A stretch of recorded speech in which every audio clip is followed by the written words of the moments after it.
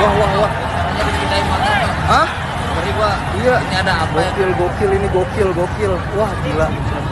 Gila, gila, gila, gila. Assalamualaikum warahmatullahi wabarakatuh. Kembali berjumpa dengan saya Hersuna Arif dari Forum News Network. Video tadi yang pembakaran beberapa halte di Jakarta itu memang dalam beberapa hari ini menjadi isu yang paling hangat. Bahkan kemudian Tempo dan terakhir narasi Najwa Shihab memaparkan fakta-fakta yang menunjukkan siapa sesungguhnya para pelaku dari pembakaran itu. Saya akan mengajak Anda berbicara dengan Bung Geis Khalifah. Beliau ini dikenal sebagai pemerhati Jakarta dan juga aktivis sosial nih. Assalamualaikum Bung Geis. Waalaikumsalam warahmatullahi wabarakatuh. Apa kabar Bung Hersu, sehat? Alhamdulillah. Yang paling penting dalam situasi ini bukan hanya sehat fisiknya, tapi sehat juga akalnya nih. Betul. Virus yang merambah ke akal itu luar biasa banyaknya. Iya. Dan Anda ini termasuk orang yang saya perhatikan paling senang untuk mengingatkan orang tetap menjaga akal sehat. Salah satunya kemarin soal pembakaran halte ya. Pembakaran halte itu kemarin yang lucu kan, Anda menyoroti ada yang malah berunjuk rasa ke DKI, ke Pemprov DKI menyalahkan Anies. Itu gimana ceritanya sebenarnya bisa begitu? Ya, kalau soal ceritanya bisa begitu, mereka yang paham ya. Tapi kalau dari cara kita melihat, kan biasa sekali bahwa setiap apapun kejadian, maka perlu sosok yang untuk bisa disalahkan. Merujuk ke bulan dan tahun-tahun lalu kan sama saja, selalunya seperti itu. Baik itu pembakaran halte, ataupun ketika demonstrasi kalau kagak salah pada saat penentuan Pilpres. Ketika Anies membuka secara terbuka kepada publik berapa jumlah korban, berapa orang yang meninggal, mendatangi korban untuk menunjukkan bahwa pemerintah hadir. Lalu kan Pilpresnya tidak dilihat, demonya tidak dilihat, tapi Anies harus menjadi sasaran tembak gitu. Terus yang kedua pada saat yang hangat yang kemarin pada saat dia mengunjungi demo. Itu kan menunjukkan bahwa pemerintah hadir, menenangkan, membawa mereka untuk pulang dalam keadaan terkawal dengan baik gitu kan. Terus menjadi situasi yang kemudian dicoba diarahkan bahwa untuk orang tidak lagi berpikir tentang demo Omnibus Law-nya, tapi diarahkan bahwa Anies mendukung demo. Nah kemarin itu demo di Balai Kota, langsung tuduhannya, kalau biasanya kan lewat buzzer-buzzer di Twitter, di Facebook gitu kan. Nah kemarin mereka langsung bergerak, entah berapa orang, saya nggak tahu, kalau lihat dari fotonya sih mungkin sekitar 15 orangan lah, nggak puluhan orang nggak nyampe. Langsung menuduh bahwa Anies dibalik pembakaran halte-halte. Satu hari sebelumnya, Narasi TV itu membuka dengan pola mereka yang pandai sekali memadukan gambar-gambar, video, letas sampai wajahnya tertampilkan. Di balik ini tentu saja ada pasal-pasal yang perlu kita ketahui, bisa kita baca di balik berita bahwa ada pembakaran, ada pelakunya yang wajahnya mulai tertampakkan, terus buru-buru harus ada demo kepada Anies gitu. Jadi agar yang tercover di Narasi TV terlewatkan. Kayaknya sudah biasa deh Bung Hersu bahwa apapun masalahnya maka Anies menjadi sasaran tembaknya, maka lalu masalahnya pun lewat. Lihat aja, setiap ada masalah besar, apakah itu Jiwasraya, apa segala macam. Lihat berita saat itu, pasti ada berita pendampingnya untuk diviralkan dan konteksnya selalunya Anies. Kayaknya kita udah rutin menghadapi itu. Ya. Tapi Anda sendiri sebenarnya ketika kemudian muncul wajah-wajah yang sebelumnya di Tempo dan kemudian yang lebih clear lagi di Narasi, Anda terkejut tidak? Tidak ya. Enggak ya? Tidak terkejut, sama sekali tidak terkejut gitu. Kan sudah berkali-kali setiap ada demo selalu saja ada orang lain yang bermain di belakang di belakang itu lantas terjadi kerusuhan, terjadi apa gitu. Hmm. Terus ada yang juga korban, tiba-tiba korban yang jadi korban itu besoknya muncul di TV dengan kalau kita lihat tingkat korban itu pemukulannya demikian luar biasa, tapi dia bisa bicara, besoknya sudah bisa bicara di TV dengan wajah yang tidak terlalu parah. Kayaknya udah biasa lah gitu. Jadi sejak awal sebenarnya Anda sudah menduga atau sudah tahu nih sebenarnya, Bung Geis? Karena rutin ya polanya, jadi menjadi tidak aneh, bukan sudah tahu sih, tapi karena polanya rutin seperti itu, diulang dan diulang, jadi kita ya biasa saja. Ini kan kalau tidak salah, ini Pemprov DKI ini kan punya CCTV di beberapa titik. Perkantoran-perkantoran lain juga punya titik. Jadi kalau mau diseriusin, sebenarnya ini mudah ya untuk membongkar siapa mereka ini? Sepertinya sih mudah ya. Dengan wajah yang sudah terlihat jelas. Kalau yang itu kan ini agak jauh, lantas hanya menangkan orang. Yang ini sudah sampai bisa mampu melihat wajah pelakunya. Gitu. Meskipun pakai masker ya, itu masih bisa diidentifikasi ya? Bisa, karena kan matanya terlihat jelas. Ininya masih terlihat jelas. Raut wajah itu, tampilan muka kan terlihat jelas. Jadi kalau saya pernah baca literatur ya, ilmu forensik komputer yang sekarang ini itu mampu mengetahui seseorang itu lewat matanya. Bahkan walaupun tidak secara kamera ini. Jadi ini sebenarnya kalau diseriusi ini tinggal persoalan waktu ya. Seriusi pelakunya akan tertangkap. Kalau yang lain-lain teroris itu bisa pernah tertangkap dengan jaringan yang sedemikian luar biasa mereka lakukan, gelap-gelapan, apalagi ini yang sudah terang-terangan. Masa sih nggak bisa ketangkap? Nah, kembali ke soal pembakaran tadi, Bung. Sejauh ini, apakah ada memang Pemprov DKI itu membantu mensuplai informasi-informasi seperti yang Anda sebut tadi, karena punya CCTV dan sebagainya ke petugas kepolisian untuk mengidentifikasi mereka? Kalau kepada kepolisian pasti Pemprov DKI membantu. Tapi kalau ke lembaga lain, Pemprov DKI tidak langsung memberikan. Tapi memang itu kan Smart TV-nya kan terbuka. Semua orang bisa mengakses. Sebagai data yang terbuka begitu ya?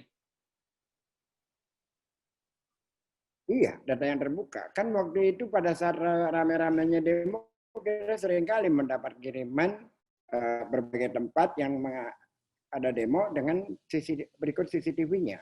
Agar masyarakat menghindari jalan itu, sebenarnya itu dibuka untuk itu. Agar masyarakat menghindari, gitu. Agar tidak terjadi kemacetan, agar orang menghindar, kira-kira gitulah.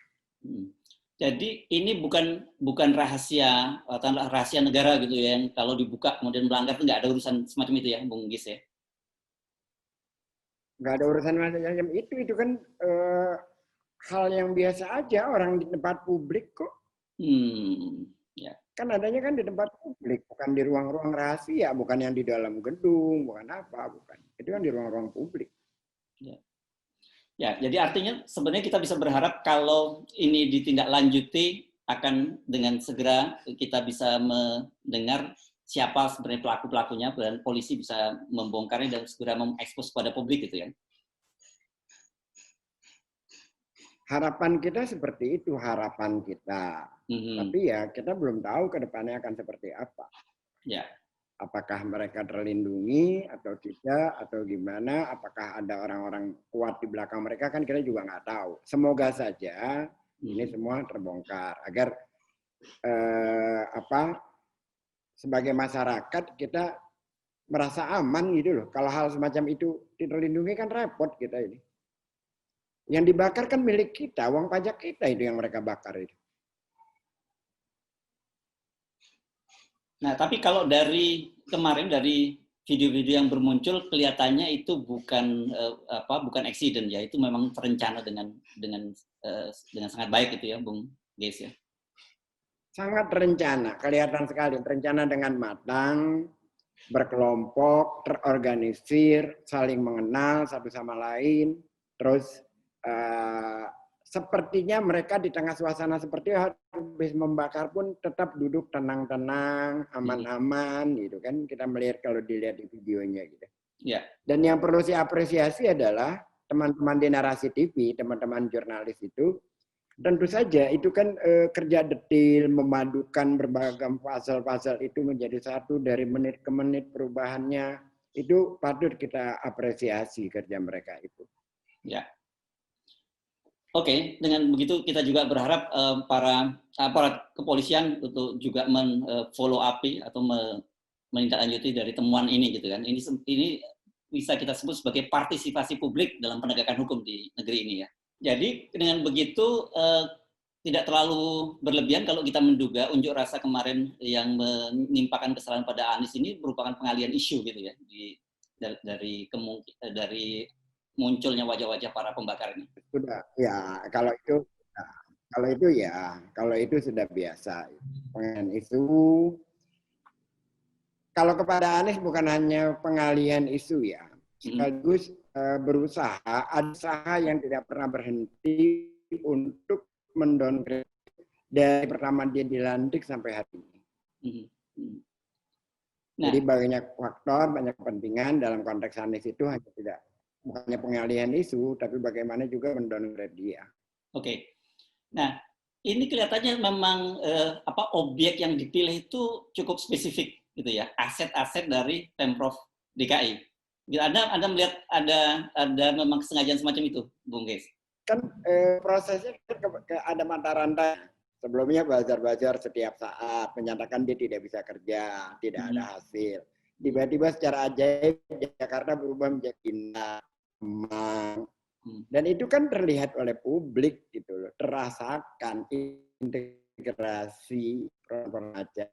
Dan itu akhirnya mentah. Kemudian BEM Abal-Abal bikin waktu itu konferensi pers menyatakan protes kepada Nakas.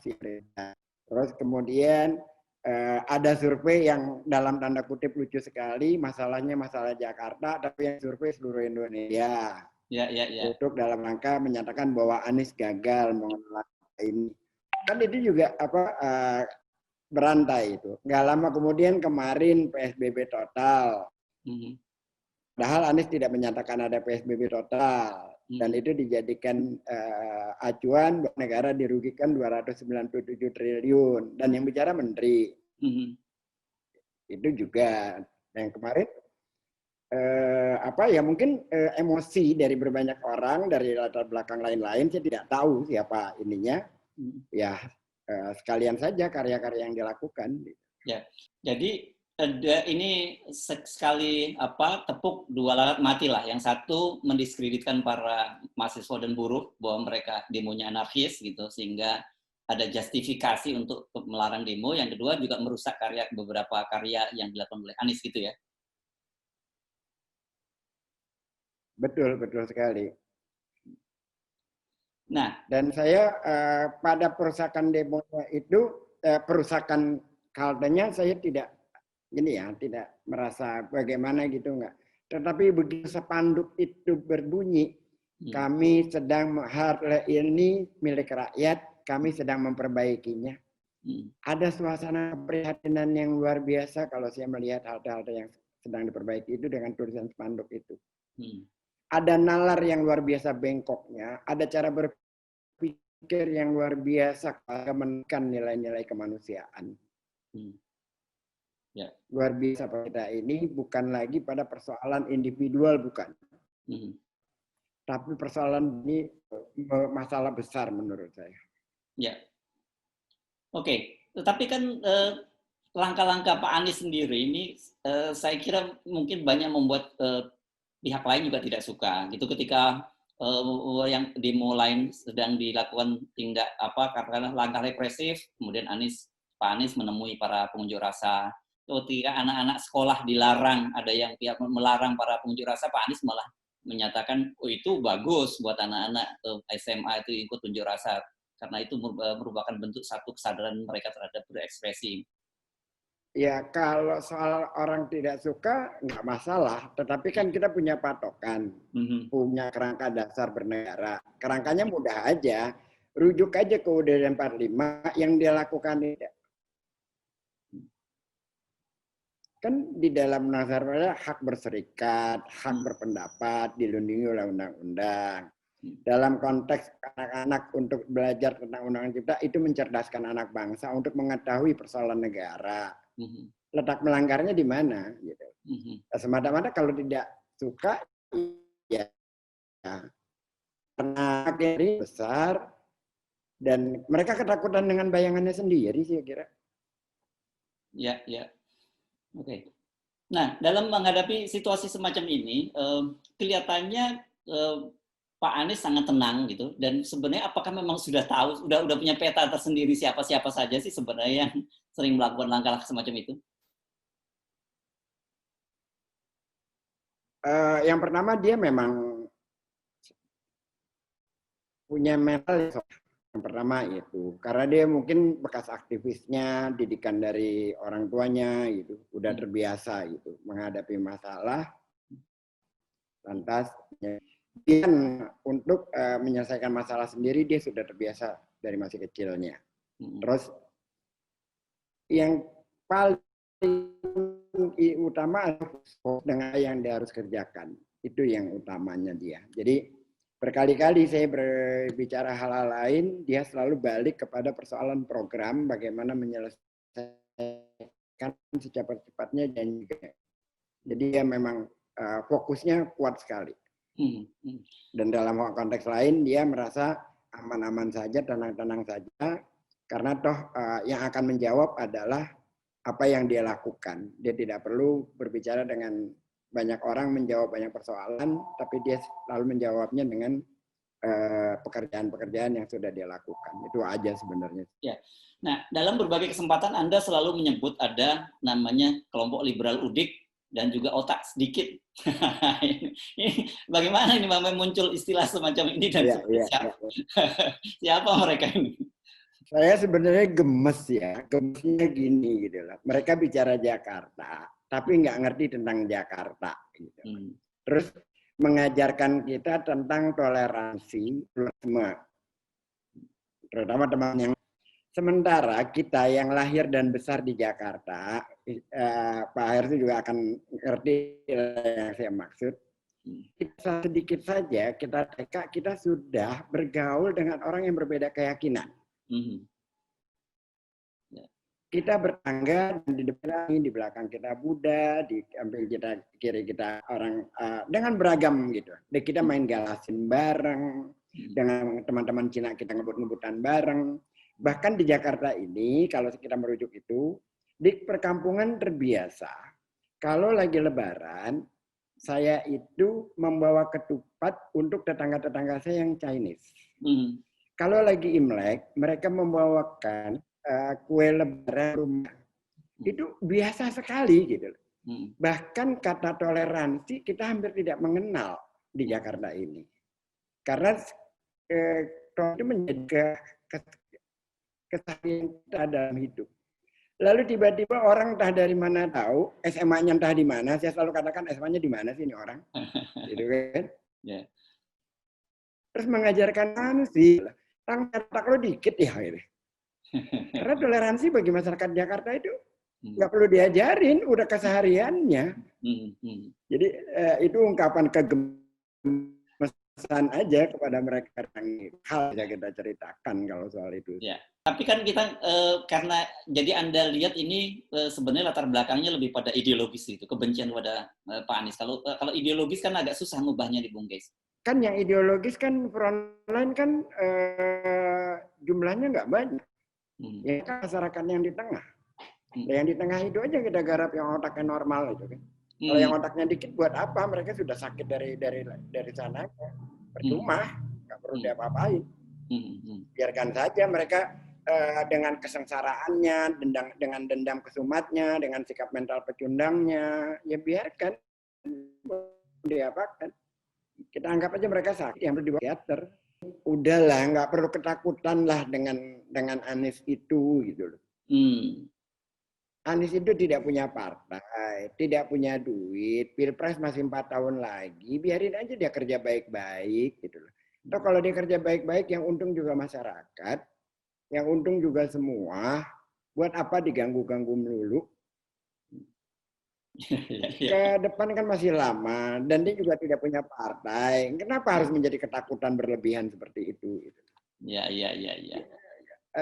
Hadapi aja sebuah situasi yang biasa. Dia juga tidak melakukan hal-hal konyol, mengkampanyekan diri dalam rangka ke depan, karena enggak.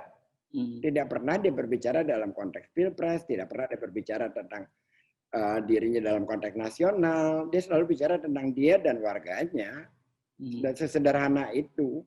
Partai nggak punya, duit nggak punya, berkelindan dengan para bohir-bohir konglomerat juga enggak. Bahkan dibenci iya karena membatalkan reklamasi.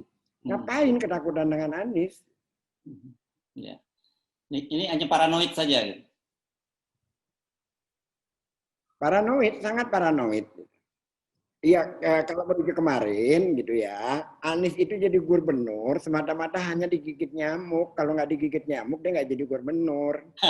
Ada yang bertanya, apa benar itu? Ya benar, karena pertengahan September itu kan dia harus sudah di Amerika. Tapi karena digigit nyamuk demam berdarah, lantas sakit, dokternya bilang, Bapak sebaiknya tidak pergi karena berangkat ke Amerika itu jauh dan ini virus.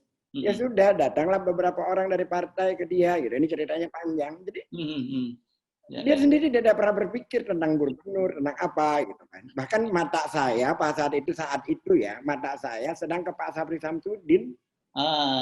Ya. Masa itu. Jadi sebenarnya ini semua karena takdir. Tapi kemudian gara-gara ini orang juga percaya nanti Pak Anies jadi presiden juga karena takdir gitu, karena Bung Ges. Ya memang kalau takdirnya orang, siapa yang bisa menghalangi gitu loh. Tapi untuk menjadikan ini sebuah ketakutan, untuk apa? Ya. Toh yang dirugikan akhirnya warga Jakarta kalau seperti ini terus-menerus. Ya. Kita yang rugi. Dan berhentilah memelihara buzzer, berhentilah memberikan pembelaan kepada mereka, berhentilah melindungi pada mereka. Saya kasih contoh satu kasus ya, yang sampai hari ini tuh saya agak geram gitu ya. Ade Armando itu SP3-nya sudah dibatalkan oleh pra peradilan. Artinya bahwa pengadilan sudah memutuskan dia tetap tersangka. Nggak jalan-jalan kasusnya gitu. Terus kita mau menilai bahwa ini semua berlaksana dengan adil, dengan menyamakan semua orang di mata hukum. Lah kita melihatnya enggak kok. Ya. Dan banyak kasus-kasus lain kan selain AD katakanlah gitu. Ya banyak sekali, tetapi itulah yang paling nampak di depan mata gitu loh, bagi contoh kasus untuk kita. Tunjukin aja bahwa berlaku adil, ya tangkap saja. Masukin ke pengadilan, nanti pengadilan memutuskan dia salah atau tidak gitu.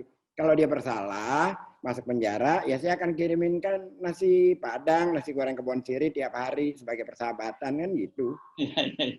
Kalau bersalah saya ucapkan selamat gitu. Tapi paling tidak rasa keadilan kita dapatkan.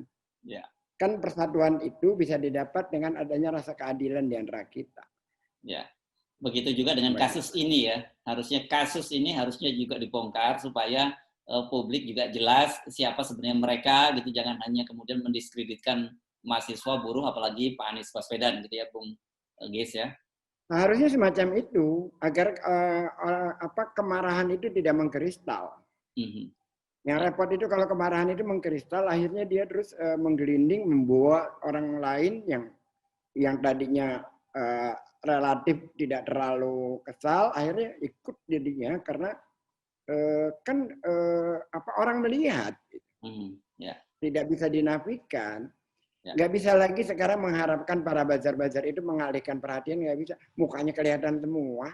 Ya, oke. Baik, terima kasih Bung Ges Khalifah atas bincang kali ini. Assalamualaikum warahmatullahi wabarakatuh.